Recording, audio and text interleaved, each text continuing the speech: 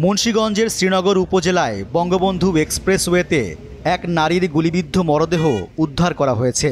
30 November সকাল 10:30টার দিকে মহাসড়কের সমসপুর এলাকার দোগাছি সার্ভিস সড়কে মরদেহটি পড়ে থাকতে দেখা যায়।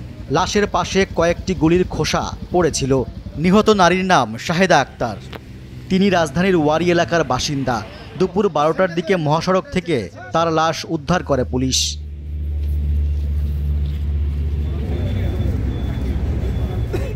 পুলিশ ও স্থানীয় সূত্রে জানা গেছে, ভোরে ওই নারীকে এক যুবকের সঙ্গে মহাসড়কের সার্ভিস লেনে হাঁটতে দেখেছেন পথচারীরা। এর কিছু সময় পর অন্য পথচারীরা ওই নারীর লাশ সড়কে পড়ে থাকতে দেখেন। তার পিঠে একাধিক গুলির চিহ্ন ছিল। বিষয়টি পুলিশকে জানানো হয়।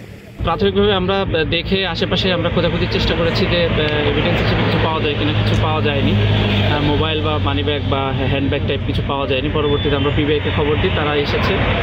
আমরা অন্যান্য যে তথ্যপাত্র যেগুলো রয়েছে তদন্তর স্বার্থে আমরা সেগুলো সংগ্রহ করার চেষ্টা করছি। পূর্ণাঙ্গভাবে সব তথ্য প্রমাণ হাতে পাওয়ার পরে আমরা হয়তো বলতে পারবো বা বুঝতে পারবো যে আসলে কীভাবে এই ঘটনাটি ঘটেছে।